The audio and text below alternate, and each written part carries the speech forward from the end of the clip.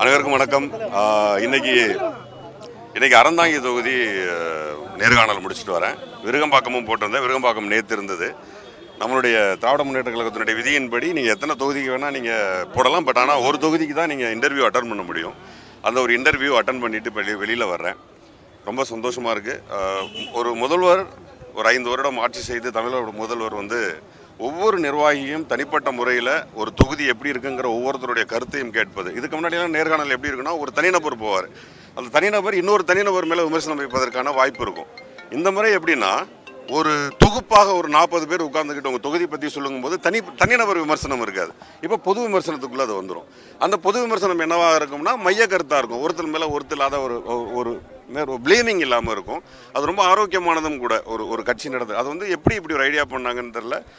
பியூட்டிஃபுல்லாக இருந்தது. ஒரு இன்டர்வியூன்னு சொல்கிறத விட ஒரு தமிழக முதல்வரோடும் கூடவே நம்முடைய அருமை அமைச்சர் அண்ணன் நேரு அண்ணனாக இருக்கட்டும், அண்ணன் பாலு அண்ணனாக இருக்கட்டும், அண்ணன் துரைமுருகன் அவர்களாக இருக்கட்டும், RS பாரதி அண்ணனாக இருக்கட்டும், அவங்க எல்லாருமே தனிப்பட்ட முறையில் ஒவ்வொருத்தரும் அந்த கேள்வியை கேட்டதாக இருக்கட்டும். இப்போ தொகுதியை பற்றி முழுசாக பேசிட்டோங்கிற ஒரு திருப்தி இருக்கும்ல.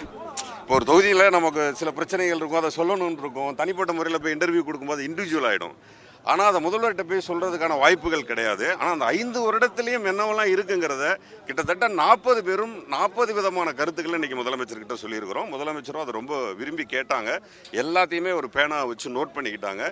அதை சொல்கிறத கருத்தில் எடுத்து அதை இமீடியட்டாக டிஸ்கஸ் அங்கேயே பண்ணுறாங்க, ஸ்பாட்லேயே பண்ணுறாங்க. அதெல்லாம் ரொம்ப ஆச்சரியமாகவும் இருந்தது. எப்படி இவ்வளோ டைம் எடுத்து எல்லார்கிட்டையும் ஒரு முதல்வரால் பேச முடியுது. இப்போ இது ரொம்ப ஆச்சரியமாகவும் இருந்தது. ரொம்ப எனர்ஜெட்டிக்காக இருக்குது. ஒர்க் பண்ணுறதுக்கு ரொம்ப எனர்ஜியாக இருக்குது. இப்போது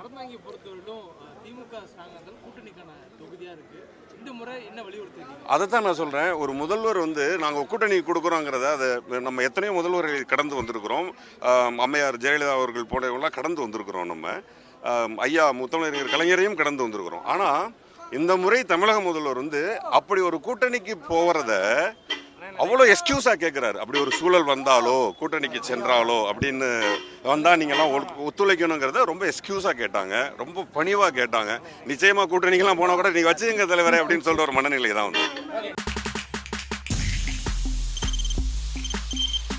தவிர்க்க முடியாத தம்ப்நெயில்ஸ், கலக்கலான கண்டென்ட்ஸ், சினிமாவும் சீரியஸ் பிரச்சனைகளும், பல வருடங்கள் இடைவெளிக்கு பிறகு இந்த படத்துல ஒரு கலகலப்பும் கைகலப்பும்.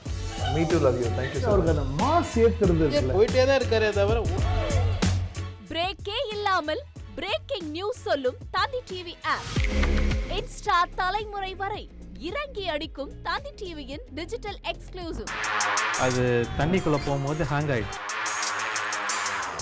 உங்களுக்கு விஜய் சார் எந்த அளவுக்கு ரொம்ப பிடிக்கும்? Of course, Malayalis are huge Vijay sir fans. ரெண்டு பேருமே ரொம்ப பிடிக்கும் எனக்கு. தந்தி டிவி ஆப்பை இலவசமா டவுன்லோட் செய்யுங்க. ஃபாலோ பண்ணுங்க, சப்ஸ்கிரைப் பண்ணுங்க, என்ஜாய் பண்ணுங்க.